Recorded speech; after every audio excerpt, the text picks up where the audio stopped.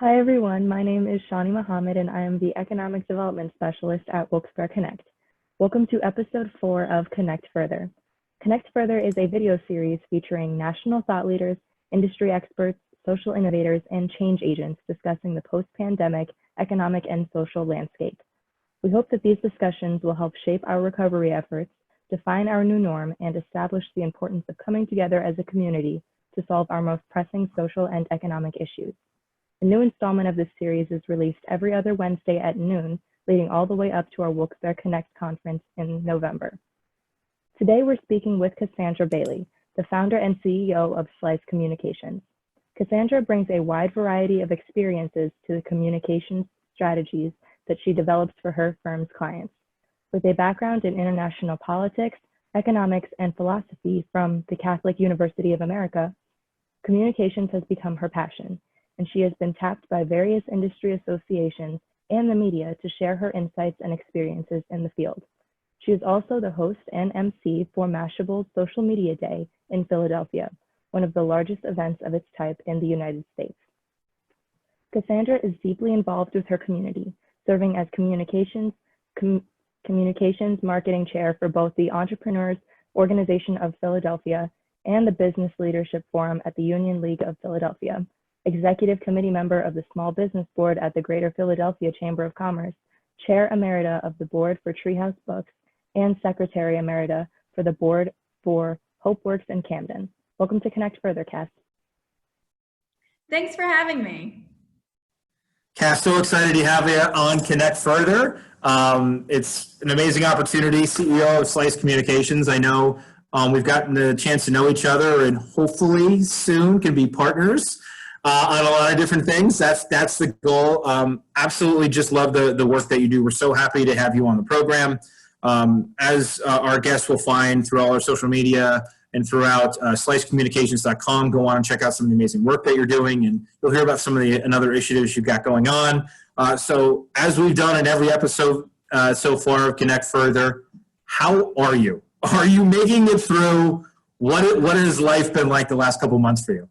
I am feeling resilient and I'm feeling optimistic. Life has been an absolute roller coaster that started basically with the most dramatic drop.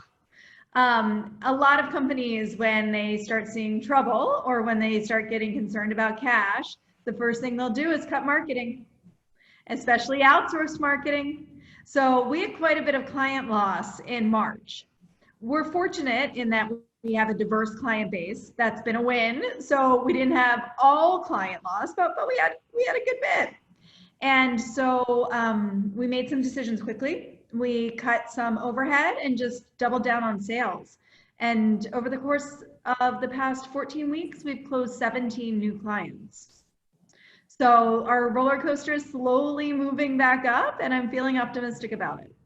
Well, that's incredible to add that much clients again during such a difficult time where the immediate first thing is, okay, where are we going to start to cut, and to add clients like that. We started to move the needle just on our side on a membership organization. We've added members during this time, which a credit to our team, Lindsay Griffin, our COO. They're rock stars to be able to do what they do because it's about providing value, which you do. So please tell our listeners, tell us about Slice Communications. Our agency is a communication shop. We are best at two-way conversations. We focus on helping companies develop content, and content are just like things that you want to say, things that you want to share. We help them get media coverage, earned media through our PR effort.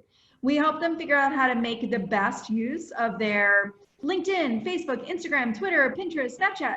And then we also help them communicate with people via email. So anything that you would consider a two-way conversation, that's what we're best at. And I guess a media follow-up, just so amazing again that you added 17 new clients in it. So what has been the Hyperfocus? Have you, because where there is challenges like this where financially strapped organizations now starting to cut, challenges present opportunities. So what have you found has been your success kind of going into these organizations and adding new clients? When all of this first started happening, we looked inwardly and we said, okay, we have some extra time now. What should we be doing with that time? And we realized that part of our underlying mission has always been to help people. right? Like that's what we're good at. We're good at helping. And so we just started developing anything that we could to help people. We did video series, we did webinars, we did downloads and templates, we did blogs, like you name it, we did it because we just wanted to get our knowledge and expertise out into the market as quickly as possible. So that was the first thing that we did. And the results of that were twofold. One, I think it started to demonstrate to people that there was strength in our company, that operationally we were going to be here. We were going to survive this. They could rely on us. They could depend on us. And I think it helped position us as strong. And during uncertain times, what people want is certainty. They want strength. And so I think that that helped attract them to us. I also think that there's a lot of value in what we call top of mind marketing. That as you're thinking about, I have a new opportunity, or I'm entering a new market, or I'm introducing a new product or service, or I'm just thinking about how I need to change things up, we showed up. We were top of mind. We were there every time they logged into LinkedIn, or we were sending them something in their email regularly, or they saw us quoted in media, or we were putting on virtual events. And so I think in our effort to help, we ended up actually generating opportunities because we were top of mind and we came across with showcasing our strength. Yeah, and that, look, if we've learned anything so far in talking to either Kim or Kat or Josh the last couple episodes, and it's about being on the right side of history and putting yourself out there to show that during this greatest time that you have that strength, you have the capability, and you're going out with open arms saying, look, we're ready to help. It just adds so much credibility to who you are and what you mean. And I think as our listeners will find out, during this episode, and you're doing it both on the business and community side, just doing amazing work and going through a few presentations with you. Your ability is absolutely incredible. It's your vision's there. And quite honestly, part of the thing that we've been working on in our organization is what we call Project Evolve. And it's helping businesses adapt to that new norm. And whether it's as simple as a restaurant improving and integrating online ordering systems, improving their takeout, understanding how to redesign their floor plans to maximize operations. There's so many things that go in, but all of that is for naught if you can't communicate that properly. And I think having that expertise, so I think, while you survived that piece and actually started to add clients, man, I think you are primed, especially the quality of work you guys do down in Philadelphia. Amazing of the opportunity I see for you guys. So I'm so glad I get to talk to you before you're completely famous and get you on the program. So I encourage everyone, go out, slicecommunications.com, check out the work that they do. And I think I want to kind of go down two streets. The first being on the business side. And I think you talked about it a little bit. You've got some great resources up on the site right now. Folks can log in, always capture data, right? Log in, download some of the PDFs that you've been doing, and employer brand communications, all these different things that have been phenomenal. So what has been, when you talk about those 17 that you're at, or your true client, your core base, what are they coming to you for? What has been the biggest thing during this time? A lot of the challenges that companies are facing are around tone. They need to not just figure out what to communicate, but how to communicate it. And so as we look at some of the social changes and health changes and the pandemic and economic changes, how a company communicates is just as important as what they communicate. And so coming to them and helping them figure that out. On the what they communicate part, we also have helped quite a few clients pivot recently. And they've pivoted in a way that is responsive to their audience, to their customers. And that's so important. A lot of times when crisis happens or when people get worried or concerned, they go very heads down. I don't know if you've seen that or noticed that. They just want to focus on getting through the day. And the problem that creates for them is then they don't understand what it is that their customers really want and need from them moving forward or in the future. They're not listening. And when companies aren't listening, then they're not communicating well. So a lot of the work is around tone. It's around making sure that what they're communicating is relevant, and that relevancy really comes from listening. So those three things have been critical to all of our engagements, and we think that they are going to be part of the fundamentals for organizations moving forward. Absolutely. Listening is a trait sometimes that specifically our small businesses don't understand. That, sometimes you have to actually understand your customer to understand how to adapt the right way. And you may think things are great, but I'm going to tell you on the other side that waiting in line for 20 minutes to pick up my food and it's not good, I'm probably not going to come back. And it's, understanding your customer. So constantly getting involved and I think is super critical. And talk about some of the resources that you have put up online that businesses can look through to start to understand and kind of take that initial step in with Slice. So we're about to release a new series called Back to Basics. And in Back to Basics, it is about reinvesting in the fundamentals of marketing communications so that the foundation is strong and that you are prepared for whatever comes next.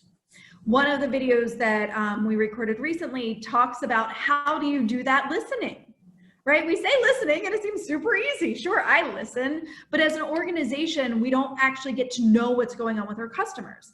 So one of the basics is, one, ask them questions. Have actual qualitative conversation. Call them up.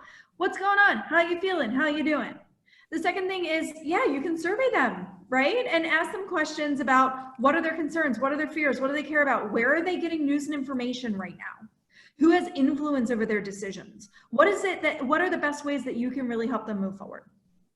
The last part, and this is the part that a lot of people overlook, is that a lot of organizations that you're selling to, especially in the B2B world, are posting to their social channels, are hosting their own events, are putting out their own emails where they are communicating to their clients. And that is an opportunity to view and listen what they think matters to their customers. And if you can talk to them about how you can help them better help their customers, you're going to be in a much better position. And that comes from this kind of this landscape review type of listening. And so combining direct conversations with survey results with landscape review listening will put you in a place to actually know what's going on. These fundamentals, these basics are one of the areas that we're trying to get some help out there to people. We also have an ebook that we recommend for people called Marketing Planning. And that is a very simple, full of worksheets and templates and ways to have conversations internally in terms of what your marketing planning should look like. There are also recommendations in there in terms of timing and cadence. So that one might be a great one. And then the last one I'm going to plug is we are hosting Social Media Day Philadelphia, which this year is going to be broadcast globally. It's $20. And for every ticket that's sold, we're actually going to pay a chef to provide a meal to a frontline worker. So $20, you should do it. There are going to be speakers from Lego, United Airlines, Energy, Kroger Grocery Store, IBM, LinkedIn, Facebook, incredible speakers that you'll have access to. And anybody can sign up. And for $20, we hope you all join. And how can they sign up? Right through the site? Or through the Social Media Day site, which is smdayphl.com.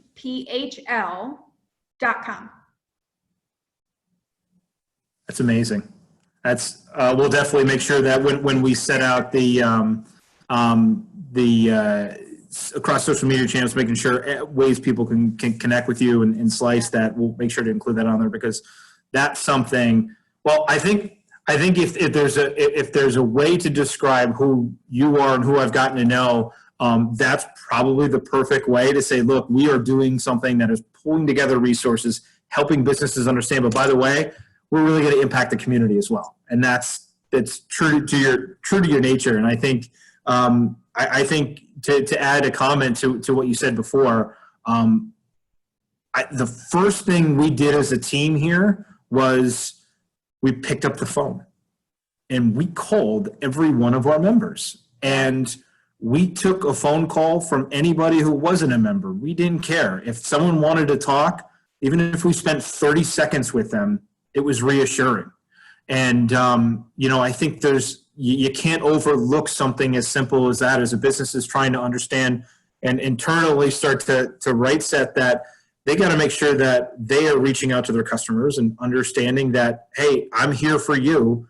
And, we're going to figure this out together. And I think that's just, it's so critical. So I want to now transition right into that community side, which I think folks are starting to understand so far as they listen to this episode of everything you do. You have such an eye and heart in the community, and I absolutely love that. So there's a couple things that you're doing that I want to talk about. So on the community side, the first thing is the PA 30-day fund. Go right into it. Tell our listeners, tell our guests what the PA 30-day fund is. The PA 30-day fund launched on May 7th of this year by a group of business owners who believe that small businesses are like whales or polar bears, meaning they need to survive. And we all need to work hard to make sure that small businesses survive. And so what the fund does, it's entirely generated by individual donations, and we give out $3,000 forgivable grants or loans to small business owners across the Commonwealth. We've been doing it now for less than 2 months, and we have funded 247 businesses across the Commonwealth. And we've raised over $1 million, and we plan to raise $1 million more and try to get that money out into the community as quickly as possible. Anybody who applies, there are a couple of requirements. 1, you got to be in Pennsylvania. 2, you need to be in business for a year. And 3, you need to have somewhere between 3 and 30 employees. The application's super simple. It just takes a minute, and we do like to see a video so that we get to know a little bit about your story. Anybody who applies, we do give them an answer within 72 hours. So we need to get this cash into the hands of business owners quickly. And that's what we've been working really hard to do. It's amazing to help that many businesses so far. And again, out of the grassroots efforts that you've pulled together to really protect what is the backbone. I mean, 65% of the businesses in our organization have 5 employees or less. That's remarkable. Small businesses are what drive every community, and to see the dedication that you have. And again, pa30dayfund.com. It'll be within this monster social media post that we have. It might have to be continued on for a couple for how everyone can connect with Cass and Slice and PA 30-Day Fund, and it's incredible. And somehow through all of this, adding 17 new clients and what we talked about kind of off camera of setting up the office in the background and getting ready to get everyone back in after the 4th. PA 30-Day Fund, amazing work. You're also part of the COVID-19 task force. Please tell everyone what that's about. So the Pennsylvania Small and Small Diverse Business Task Force was set up by Governor Wolf. And so I was honored to be appointed to that task force. We are working to ensure that small and small diverse businesses continue to operate and continue to provide jobs and employ people. One of the first projects we worked on was a sanitization project. We found this technology. We created a partnership with the people who create the technology. And we're working now to get this sanitization technology into places, public places that need to be cleaned, ensure that small and small diverse businesses are the ones who are operating it, who are providing the services, that they're the ones that are validating the cleanliness and qualifying the cleanliness. So to try to help people in Pennsylvania, and also small businesses and those who are employed by small businesses. We have a number of other projects we're working on, but the task force has been so inspiring for me to see this group of people come together to ensure that Pennsylvanians continue to be employed. Well, I have to say you are inspiration. And I think I can't wait for, our listeners to come through this episode and see and hear about what you're doing. I credit it to you've got an economic development background. So that's, yeah, all of us economic development. So we have our heart in the right place, our mind in the right place. No, and I honestly, it's amazing. I don't know how you find time to do everything that you do. It's been, it's amazing to watch. And just when I got a chance to meet you, which seems like 10 years ago now, which I think it was just a couple months ago. Again, I know I could speak on behalf of our organization. Look forward to getting back and to engaging you in different ways. And Absolutely love what you do. So I want to, as we're starting to kind of wind down towards the end here, I want to know, you talk about your teams coming back the 4th of July, after the 4th. I've had interesting conversations in the last few episodes of asking our guest of, what is this new norm going to be? I told you before we got on that our team is 2 days in the office and 3 days out. We're finding that we're more productive outside the office, and maybe too much water cooler talk or too many joint lunches or whatever it is. But, what do you see now, in the landscape, especially in a city like Philadelphia? How do you see this playing out after the 4th comes and what the new norm is going to be there? We were very fortunate as an agency that when we decided to go out on March 11th, we didn't skip a beat. We had the technology to do it. We had the ability to collaborate and communicate. We realized that we needed to double down on company culture. And so we did that. We get together weekly. I like to send small presents in the mail to our team members, including one week everybody got rainbow wigs. One week everybody got intro to origami kits, just like fun and interesting things to double down on culture. When we reopen the office, we are going to make it optional. People can come in or not come in. It's really going to be their choice. And I think that's what the future looks like. A lot of flexibility, knowing that we always, as an organization, will function better when our people put their health and safety first. That security and that health and that feeling strong and safe, feeling mentally strong and safe, feeling emotionally strong and safe is really what's going to be most important to our team being able to do their best work for our clients.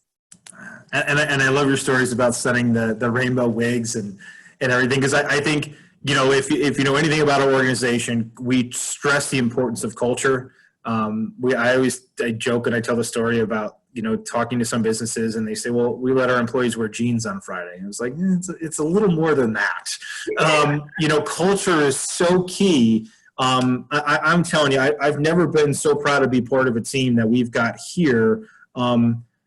Doing it with cats in the background, jumping all over, kids throwing stuff. We have Amadi on our team. Ahmad, his son, one day just sitting and hitting him with a Nerf gun in the background as we're trying to do, a broadcast, a live broadcast. So his son Avery is hysterical, always popping up in the background, his Captain America or Spider-Man outfit on them. So it's absolutely key, the culture, and I think that's going to be how you figure that out. And I think just for an example, we as a team we work with Studio B, one of our up and coming amazing businesses here, led by Jen Saramboli, startup located in the Chris Jones Accelerator building downtown. Working remotely on mental health and awareness. And so every 2 weeks we sit down, we unplug all our other devices and we get on and we learn to meditate. We learn to just take a break and slow down, and how we need to incorporate that every day. And I think, in these times, stuff, that type of content is critical. And though I think I want to start sending out some rainbow wigs. I kind of like now. Do you make everybody get on the video too? Like none of that? We did. Everyone's got to be on video? All video all the time organization that is also part of our culture. So yeah, everybody had their wigs on. It was fun. And then one week I sent them all like customized funny either wine glasses or coffee mugs.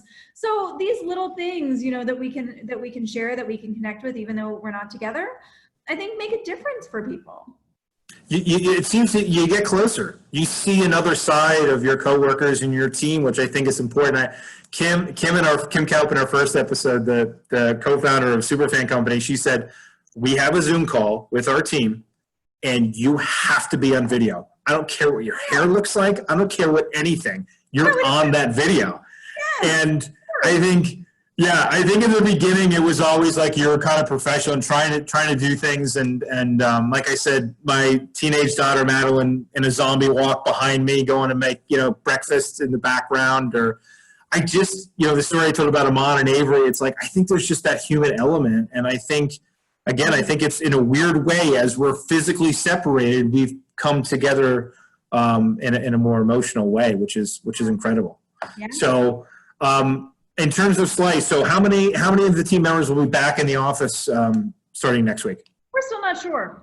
We're figuring that out. We spent a lot of time putting in place policies and procedures and making sure that everybody feels safe, and we'll see. Excellent. Well, again, love the work that you're doing. SliceCommunications.com, start there. You'll see every other link that we've got of all the amazing things we talked about today with Cass. So we thank you for that. And I encourage all of our businesses, especially our friends out in the Philadelphia market. If you're not there, shout out to my brother, Clancy, out there in Center City at Morgan & Morgan. The amazing things that you're doing to help the city of Philadelphia and the community come together, representing that area on the state level, absolutely incredible. So, Cass, what we like to do at the end of every episode, I know you've seen the last few episodes, we really focus on these conversations are really helpful in two ways. One, for our audience, our network, our businesses, to get that perspective from outside that northeastern Pennsylvania bubble. What is actually happening out there in the real world?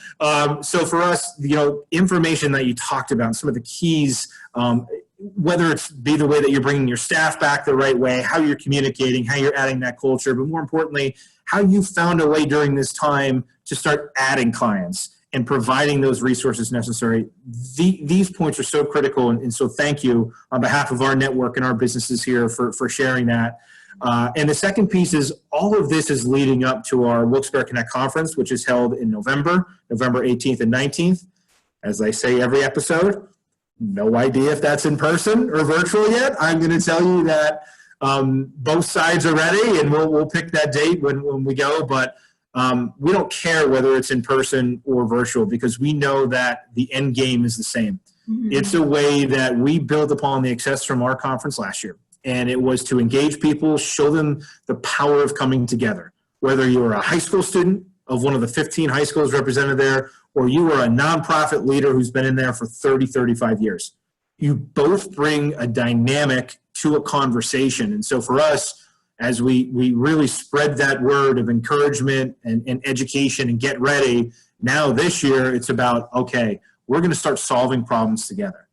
And your voice matters, your perspective matters, and the only way that we could heal is to work together, to talk together, and to plan better, and to ensure that we don't rebuild the broken institutions. We want to forge our own path. So what we've been doing is we've put out on our website, wbconnectconference.com, we've asked community, our schools, students, anybody, they can submit challenge to us, challenges of what they want us to see addressed at the conference. And that's how we talk about coding the coal region all the time. The project we've done, that was born out of that. Of a challenge of someone said, hey, make Pennsylvania in the Northeast the hub for an advanced computer programming workforce. So we said, okay, challenge accepted. And here we are launching Coding the Coal Region next week. And so for us, what we've been doing is every guest that we've had on, and we've had some interesting challenges that have come through. So you've got a high bar here. We've been issuing a challenge to our guests to say, we issue you a challenge to issue us a challenge. What challenge do you give us that we can address at our Wilkes-Barre Connect conference in November? Okay, so I am an old PR pro, and I'm going to go old school on this one. My challenge to you is to get positive national attention for Wilkes-Barre. Yeah. Do it. I believe in you. Tell the good story. Well, one, we need a good partner, so just throwing that out there. Just throwing that out there. So, I think, look, you are the PR expert. A long time ago, as you can see, I did have my backgrounds in marketing, and I love that side of it. I love, as an economic developer, you got to be a storyteller. Yeah. You have to. And so I think in this day and age, positive is starting to win out a little bit, and there's that hope there. Yeah. And so your challenge isn't even a challenge. It should be a requirement. Agreed. And it's, absolutely. So challenge accepted, obviously. We are, as I said, we're going to find a way to connect in another realm, but I know at the least we want you down at our conference. We want you speaking, I would whether love to be there. Whether it's on Zoom or whether it's in person, and you know, just an opportunity to come up and people to engage with you further, because I think it's you know, I love the opportunity that I've had to get a chance to meet you and to learn from you and see what you do. And again, amazing work. We look forward on behalf of our organization that we could find a way to work together at some point. And so for me, today has been amazing. I can't thank you enough for taking time, because I know things are fast and furious behind you as this morning is dictated, which our folks won't even know about. Cass, thank you, CEO of Slice Communications. Amazing. Thank you so much for being a part of our episode today. Thank you for having me. I had a great time. It's always good to see you. Yes, good to see you too. And maybe, fingers crossed, one day in person. It will happen, I have no doubt. Okay, you take care. Stay safe. Thank you. Thank you so much. Thanks, Cassandra, for chatting with us today. For those of you tuning in, if you'd like to stay in touch with Cass and follow up on the work that she's doing at Slice Communications, you can visit slicecommunications.com. Be sure to tune in on July 8th at noon to hear us talk with Ced Funchess, the founder and president of Schools, Inc. If you'd like to get notifications for upcoming Connect Further videos, watch our past episodes, or learn more about the Wilkes-Barre Connect Conference, visit wbconnectconference.com. Thanks for watching.